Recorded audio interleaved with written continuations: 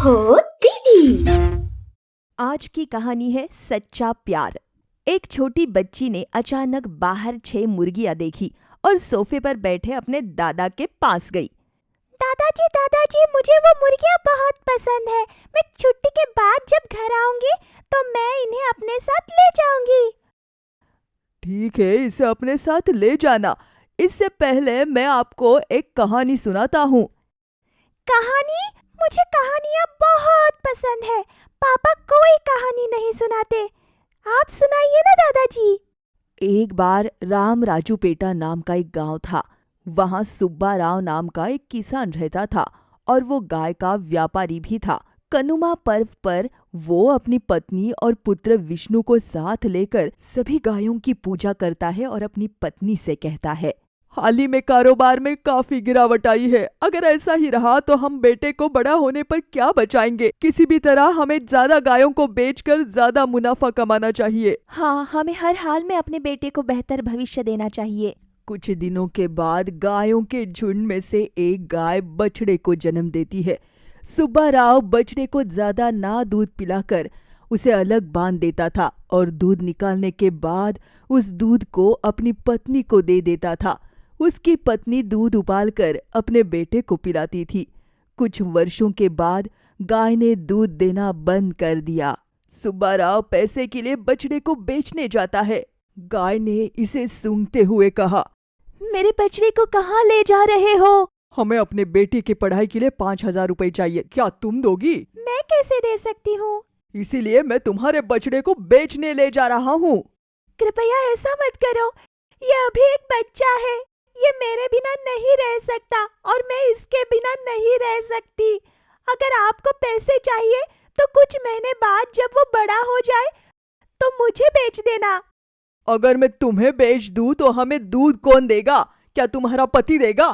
क्या हम तुम्हें तुम्हारे गोबर के लिए पालते हैं?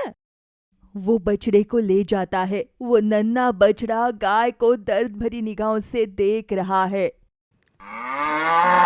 बछड़ा चिल्लाता रहता है और विष्णु ये सब दूर से देखता है। और उस रात उस बछड़े को बेचकर मुझे 5,000 रुपए मिले। इस साल हम अपने विष्णु को एक अच्छे स्कूल में दाखिला दिला सकते हैं। इस तरह माँ और बच्चे दोनों को अलग करके मिले हुए पैसे से मैं पढ़ाई नहीं करूँगा।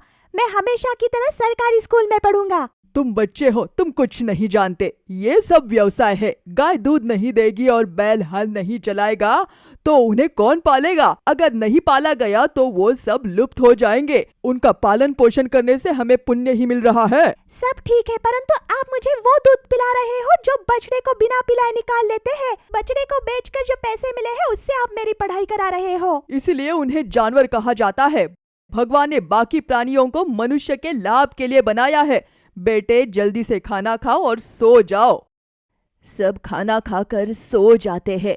विष्णु रात के मध्य में जागता है और बिना आवाज किए गाय के पास जाता है। गाय की घास वैसे ही पड़ी थी। तुम चिंता मत करो, मेरे पिता ने तुम्हारे बच्चे को एक अच्छे आदमी को बेचा है। उसे कुछ नहीं होगा। ये सब तुम्हारी वजह से है। तुम्हारे पिता ने तुम्हारे कारण मेरे बच्चे को मुझसे छीन लिया है। विष्णु को गाय की ये बात बहुत बुरी लगी। अगले दिन जब सुब्बा राव और उसकी पत्नी उठे तो विष्णु वहां नहीं था। अरे विष्णु कहाँ है? आज जैसे ही स्कूल शुरू हुआ वो हमसे पहले उठ गया। वो घर में या बाहर कहीं तो होगा। विष्णु, विष्णु, विष्णु, तुम कहाँ हो विष्णु? उसका कोई जवाब नहीं आ रहा। वो तो रात को हमारे पास ही सोया था। वो दोनों एक साथ घर के चारों ओर खोजते हैं पर उन्हें विष्णु कहीं नहीं मिलता। पड़ोसियों के साथ, क्या किसी ने सुबह मेरे बेटे विष्णु को देखा है? वो रात को हमारे साथ सोया था, लेकिन जब सुबह उठे तो वो वहाँ नहीं था। नहीं, मैंने तो उसे नहीं देखा। हाल ही में कई बच्चों का अपहरण हो रहा है। पुलिस से संपर्क करना बेहतर है। ये सुनने के बाद सुब्बा राव पत्नी के साथ पुलिस थाने जाता है। मेरा नाम सुब्बा राव है। हमारा बेटा विष्णु 7 साल का है। आखिरी बार मैंने उसे कल रात देखा था। मुझे डर है उसे कुछ हो ना गया हो। क्या नाम है? सुब्बा राव।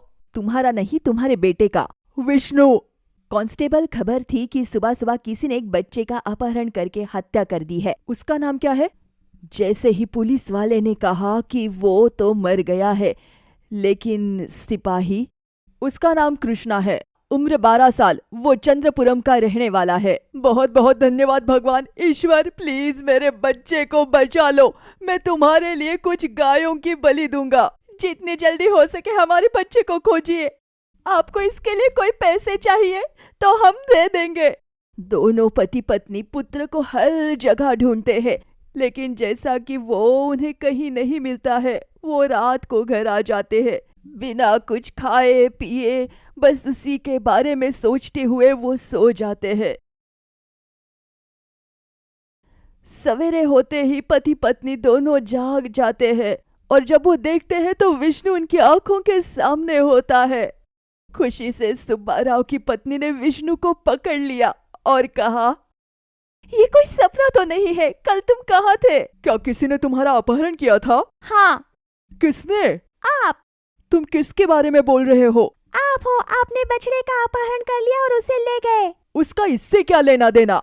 जो कल आपने अनुभव किया वही 2 दिन से गाय और बछड़ा अनुभव कर रही है। इसका मुझसे कोई लेना देना नहीं है। मैंने भगवान से प्रार्थना की है, अगर तुम मिल गए तो मैं एक गाय की बलि दूंगा। तुम वापस आ गए, बस यही काफी है। देखिए, आप उस बछड़े को वापस लाने के बजाय आप उस गाय की बलि देने के बारे में सोच रहे हो। सबके खून के रिश्ते अलग नहीं होते पापा, ये ऐसा ही है, चाहे वो मनुष्य हो या गाय। अम्बा या माँ का मतलब वही है पिताजी। यदि ये व्यवसाय की बात है तो क्या आप छोटे बछड़े को उसकी माँ से अलग कर देंगे? देखिए, अगर मैं एक दिन भी ना आऊं तो आप परेशान हो जाते हो। अगर मैं हमेशा के लिए चला जाता तो आप कितने दुखी होते। आपका पुत्र आपकी आंखों के सामने होना चाहिए, लेकिन इससे कोई फर्क नहीं पड़ता कि अन्य प्राणियों के साथ क्या होता है। मैं अब कह रहा हूँ कि ये सब मेरी पढ़ाई के लिए किया गया है। पिताजी, जिस किसी को आपने बछड़ा बेचा है उसे लाकर गाय को दे दे। इस छोटी सी उम्र में भी लड़का समझ गया था कि वो खून के रिश्ते को अपने बेटे की तरह नहीं समझते। फिर सुब्बाराव और उसकी पत्नी ने शर्म से अपना सिर झुका लिया और तुरंत वहां गए, पैसा वापस कर दिया और सुब्बाराव बछड़े को वापस गाय के पास लेकर आ गया। धन्यवाद, मैं आपकी बहुत शुक्रगुजार हूँ। मुझे धन्यवाद मत दो, ये सब विष्णु के कारण हुआ है। अब तुम्हें कोई अलग नहीं करेगा, खुश रहो। तो सुब्बाराव और विष्णु ने उन गाय के बछड़ों को एक साथ मिला ही दिया। दादाजी, मैं समझ गई कि आपने ये कहानी क्यों सुनाई। आपका मतलब है कि माँ और बच्चे को कभी अलग नहीं करना चाहिए। मेरी लाडली जाने मन, तुम चाहो तो मुर्गियाँ बच्चों समेत ले जाओ, सिर्फ बच्चों को नहीं। ठीक है दादाजी।